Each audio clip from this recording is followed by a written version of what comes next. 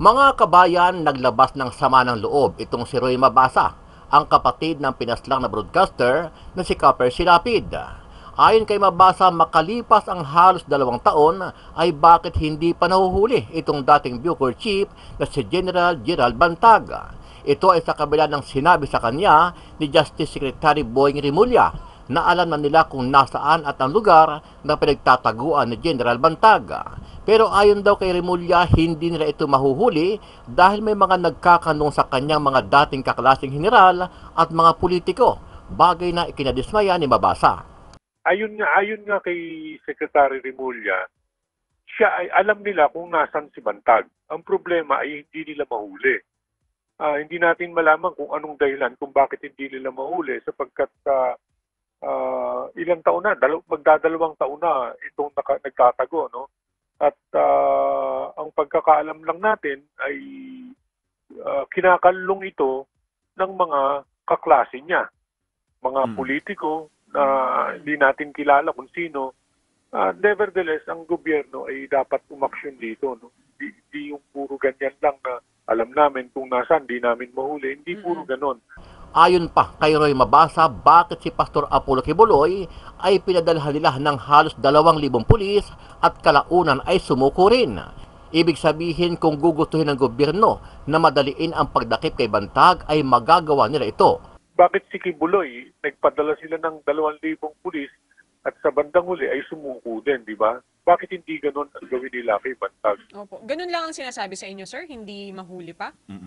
Wala pong Oo, ibang justification? hindi nila mahuli. Hindi nila mahuli dahil alam nila kung nasaan pero hindi nila mahuli kasi natatakot sila na baka dumanak ang dugo kuno.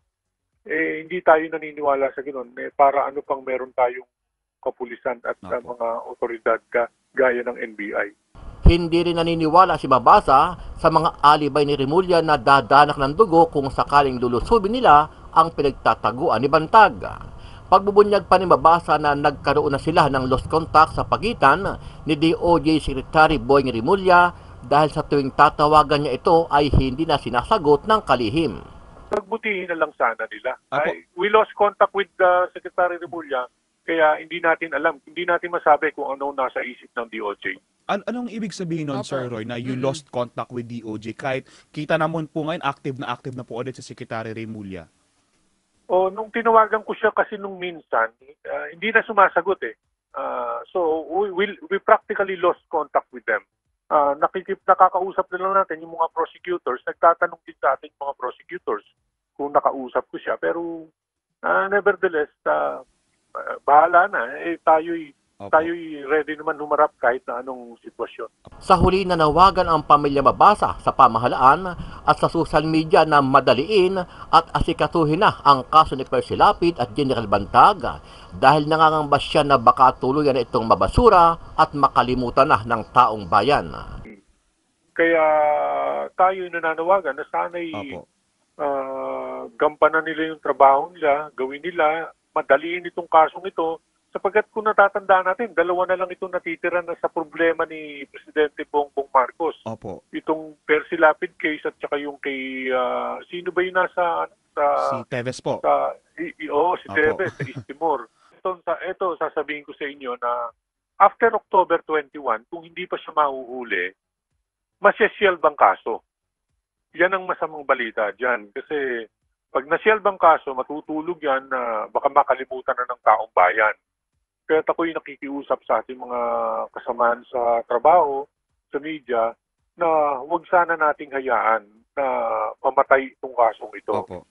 Ano ang masasabi mo dito, kabayan? Sa nakalipas na 2 taon, tuluyan na nga bang naglaho ang mga pahayag at pangako nito si Boying Rimulya na tukoy na nila ang pinagtataguan at maladakip na itong si General Bantag sa lalong madaling panahon? Sama-sama nating panuorin ang buong video at pakicomment nyo po ang inyong mga reaksyon at sariling opinyon. Pero bago yan, sa mga hindi pa po nakasubscribe sa ating channel, Nakabayan News PH, pakipindot po ang subscribe button at pakiclick na rin ang notification bell para lagi kayong updated sa mga bagong upload natin na legit at napapanahong balita. Maraming pong salamat. Ano pong impormasyon natin kung nasaan naman po si dating Bureau of Corrections Chief Gerald Bantag na itinuturo rin po sa pagkamatay ng inyong kapatid? sa pagkakaalam natin, nandyan lang sa tabi-tabi yan. Ano? Ayon nga kay Secretary Remulla, siya ay alam nila kung nasan si Bantag. Ang problema ay hindi nila mahuli. Hindi natin malaman kung anong dahilan kung bakit hindi nila mahuli sapagkat ilang taon na, magdadalawang taon na itong nagtatago. No? At ang pagkakaalam lang natin ay kinakalong ito ng mga kaklase niya, mga politiko na hindi natin kilala kung sino. Nevertheless, ang gobyerno ay dapat umaksyon dito. No? Di yung puro ganyan lang na alam namin kung nasaan, di namin mahuli. Hindi puro ganon.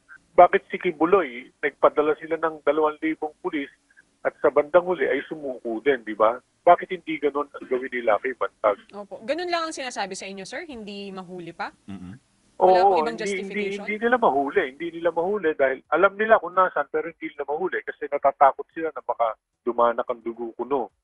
Hindi tayo naniniwala sa ganoon. Para ano pang meron tayong kapulisan at mga otoridad gaya ng NBI. Bakit po ganun ang sinasabi ng Department of Justice na kahit alam nila kung nasaan ang lokasyon po ni Mr. Gerald Bantag ay hindi nila kayang maaresto o mahuli? Saan daw po nagkukulang? Bakit hindi ma-enforce yung kung pwede naman na siyang madakip? Ang binibigay lang na dahilan sa atin ay kinakanlong umano ng mga kaklase ni Bantag. Itong si kung natatandaan ninyo, si Bantag belongs to class 96 ng PNPA. Apo. Ang PNPA 96 ngayon ay siyang ruling class diyan sa PNP. Kaya sa ating sapantaha, yun ang dahilan kaya hindi mahuli si Bantag. Okay. Opo, pero sabi nyo nga, sir, kung kaya nilang magpadala ng libo-libong pulis doon nga po sa KOJC compound, magkaroon man ng posibilidad na dumanak ang dugo, sana mangyari nga rin po dito sa kaso po ni Sir Percy. Yun na nga, yun ang ating nakikitang paraan na lang diyan, ano? Kasi nakita natin kung paano isinagawa ni General Nick Torres yung paghalugog doon sa KOGC compound, ano? Sa pamamagitan ng pagdadala ng 2,000 pulis. Hindi naman natin sinasabing ganun dapat ang idalhin kay Bantag. Ang pinakikita natin yung sigasig ng pulis sana na ito ay gawin. Opo. Nabanggit nyo rin, sir, kanina si Christopher Bacoto na pumayag na mag-testify. Siya yung di umano nga ay middleman. Ano po ang deal? Paano napapayag po itong si Bacoto na mag-testify? Ito ay magaganap pa lang sa October 21, ano? Kasi doon pa lang haharap si Bacoto, although pangalawang beses ko na siyang makikita ko sakasakali, ano? Nakita ko siya nung mga bandang Agosto yata ito ng taon ito. Nakita ko siya at kinakausap siya ng mga prosecutors na kung pwede umamin na lang kasi halos alam na ng prosecutors na siya ang kababata ni Escorial, nung gunman. At marami pang ebidensya na tinatago ang prosecution. Yun ay sinabi sa kanya. Pero ultimately, nung last month yata ay pumayag na. So sa October 21 pa natin malalaman kung ano ang nilalaman ng deal. Ano? Ang sa amin dito ay kahit na anong deal yan ay okay sa amin. Basta yan ay hahantong sa kabutihan ng lahat. At ang importante, mahuli si Bantag una. Sapagkat si Bantag ay isang pugante na tinuturing at alam natin na siya ang magbibigay ng solusyon dito sa kaso. Pero what does it say, Sir Roy, doon sa anggulo na may mga nagpoprotekta sa kanya, may mga nagkakanlong sa kanya na mga posibleng police officers pa, ruling, mga nasa posisyon na meron naman pong utos ang korte na siya ipaaresto pero parang binibigyan pa siya ng proteksyon. Oo. Yun na nga, isipin mo, dalawang korte na yung nag-utos na ito'y arestuhin si Bantag, ano? Yung City Court of Muntinlupa at saka itong Regional Trial Court ng Las Piñas City, no? Subalit ito ay binabaliwala ni Bantag. kabaliktaran nito nung sinasabi niya na harapin niya yung kaso nung umpisa, no? Opo. Kaya tayo nahihiwagaan at saka hindi lang naman mga pulis yan. Palagay ko meron din mga politiko rin.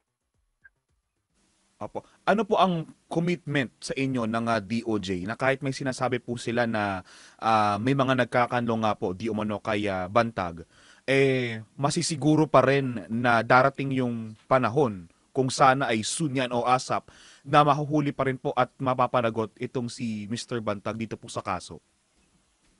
Alam mo, wala tayong assurance eh. Yun na nga ang problema rito kasi we lost contact with Secretary Remulla magmula nung siya ay bumalik. Kasi nagkasakit kung natatandaan niyo, nagkasakit si Ginoong Remulla. No? Magmula noon, we lost contact with him. Kaya tayo nananawagan na sana'y gampanan nila yung trabaho nila, gawin nila, madaliin itong kasong ito, sapagkat kung natatandaan natin, dalawa na lang itong natitira na sa problema ni Presidente Bongbong Marcos. Opo. Itong Percy Lapid case at saka yung kay, sino ba yung nasa... si Teves po. Si Teves, sa East Timor. Kaya dalawa na lang yan nahuli nila, pagbutihin na lang sana nila. We lost contact with Secretary Remulla, kaya hindi natin alam, hindi natin masabi kung ano nasa isip ng DOJ. Anong ibig sabihin nun, Sir Roy, na you lost contact with DOJ kahit kita naman po ngayon active na po ulit si Secretary Remulla? Nung tinawagan ko siya kasi nung minsan, hindi na sumasagot eh. So we practically lost contact with them. Nakakausap na lang natin yung mga prosecutors, nagtatanong din sa ating mga prosecutors kung nakausap ko siya. Pero nevertheless, bahala na.